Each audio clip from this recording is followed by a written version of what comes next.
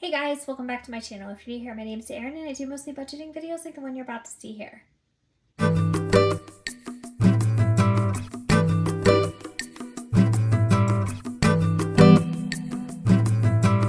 May or may not be a little bit out of order slightly just to kind of get the month going, but I need to finally talk to you guys about the monthly budget planner page. So this is a really super important, this is probably the most important schematic for me to get started for the month because it is my guide for the month. So although my month on 2 pages is really important too, I mean, it just is, it kind of gives me a little bit of direction throughout the month.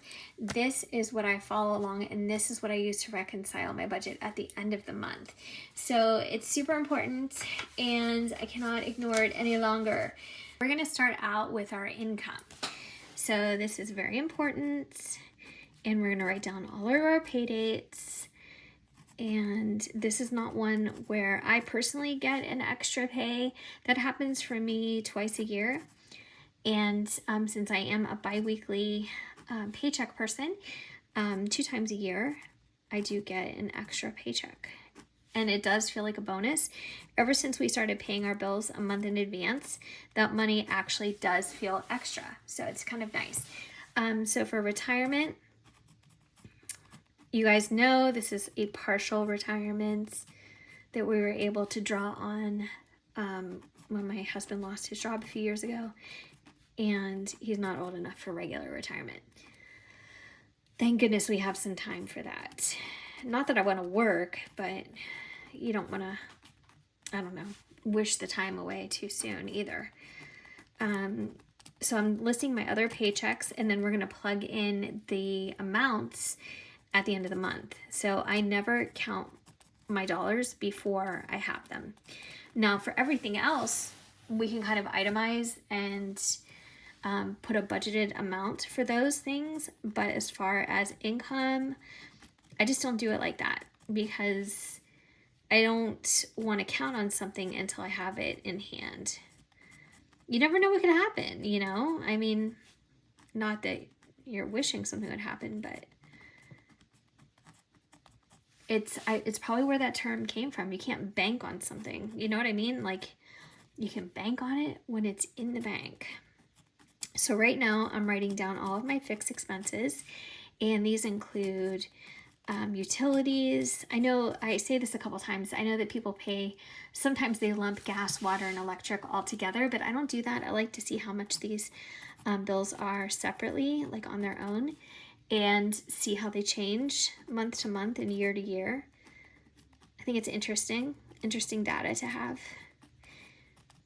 And what else is interesting is to use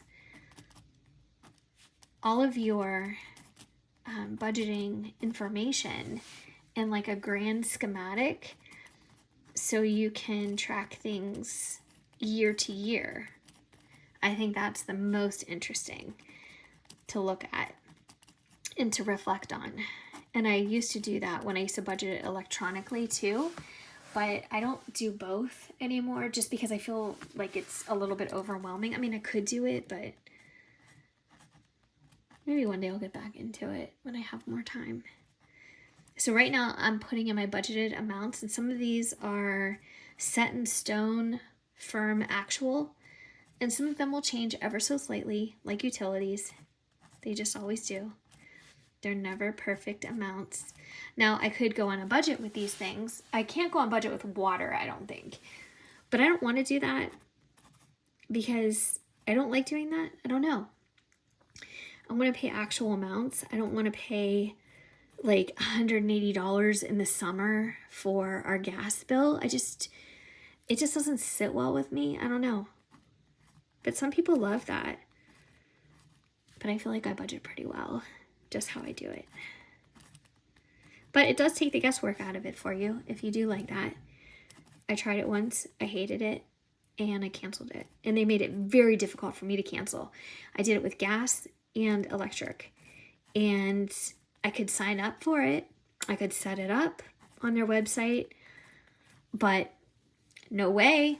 I wasn't able to cancel it on their website. I had to call and be on hold and give them every piece of information about myself and my life for the past God knows how long, even though they have it right there in front of them. And I'm not asking for anything, so I don't know why I have to rehash all this, but they just make it so hard, you know? It's kind of like subscriptions. I think some of the subscription companies have gotten called out before because they make things very easy to sign up for and they make them super hard to cancel. And that's not right. I mean, I get that they want to have customer retention and maybe they even want a chance to talk you out of it in some cases, but you can still, you know, put a couple extra buttons on your website that says, are you sure you want to cancel? Or here's an incentive if you want to stick around. I mean, you can build that into your site. You don't necessarily have to make it like such a process otherwise, you know, but who knows? What do I know? All right, so for general savings, this is what I want to save. This is what I'm budgeting to save. Anything else on top of that is just a bonus. So Black Friday weekend, 150. And I'd like to put another 100 in whatever increment that makes sense for my 1 through 100 savings challenge. I'd like to do that. 950 this month as well. Typically I don't budget for it. It's like an extra thing. Like if I have the money, I just put it towards it. But I think it's possible. So now we're going to go up to our variables. Starting off with groceries, dog food, and gas. The usual suspects.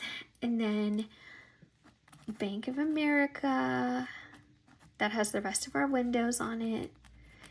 I have 10 months to pay it off with 0 interest. Well, getting close to 9 now, but hopefully I will be able to do it very soon. The rest of it we paid in cash, and that saved us on some of the fee for putting it on a card.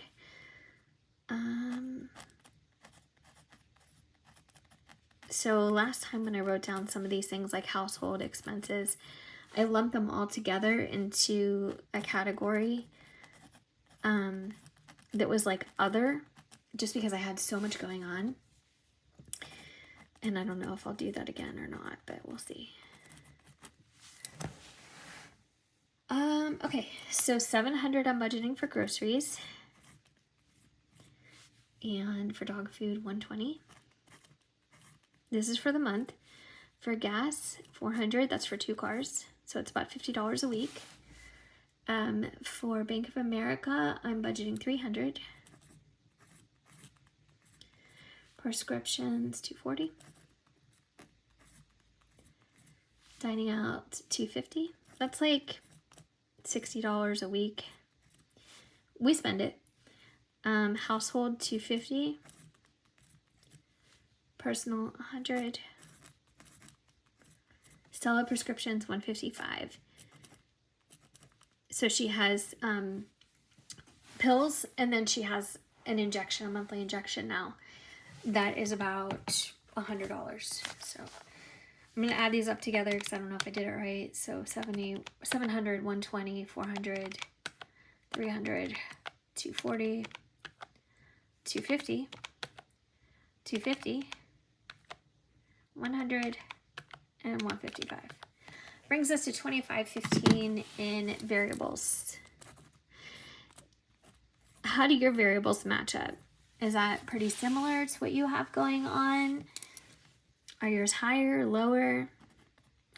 I mean, it's very subjective, you know, and it's relative to how big your family is and, you know, what all your expenses look like, and if you have debt, you know, if you're paying off debt and things like that, credit cards or home loan, like, you know, like a second mortgage. It all depends. Maybe some people are paying for school.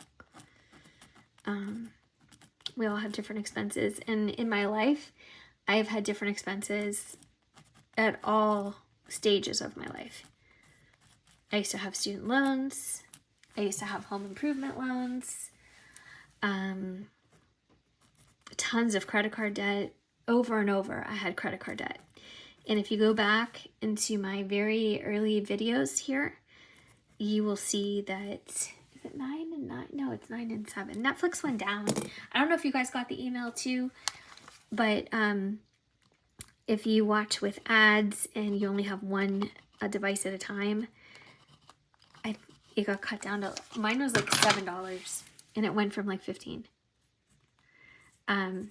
But if you look at my old videos, it's interesting because I had so much credit card debt and so much home improvement, and I paid off everything live on this channel, and it was really satisfying. But is that the first time I had credit card debt in my life? Certainly not. I have struggled with credit card debt ever since I was a student, and they got us in college and they got us to sign up for like credit cards, and you would get free gear. I mean, what is that about? You would get literally free gear for college, like clothing and stuff like that, if you signed up for a credit card. Capital One was probably the worst offender back then, because I feel like they were just preying on students. And again, you know what? I mean, it's not like they're not forcing you or putting a gun to your head to open up a credit card, but it's very tempting. And if you're, 18 years old or just turned 18 and you feel like the independence of having your first card and whatever, it's just very tempting. So that is what my monthly budget planner worksheet is looking like. So I have everything at this moment accounted for. I may have to add a couple more things up here at the end of the month, and make sure that I'm including every single thing that I spend. But for the most part, this is what it's looking like. It's pretty similar month to month because I don't use credit cards. Well, I don't carry balances. I use credit cards very responsibly, in my opinion, but I don't carry balances. So that's the difference. So everything kind of looks kind of the same nowadays, but you never know. Anything could change, life happens. So yeah, if you enjoy budgeting content, I would love if you subscribed if you haven't already. I'm also over on TikTok, and if you hop over there from YouTube, from over here, let me know so I know to follow you back. Leave me a comment, and I hope you enjoyed this video. And of course, I hope I see you guys in my next one. Take care.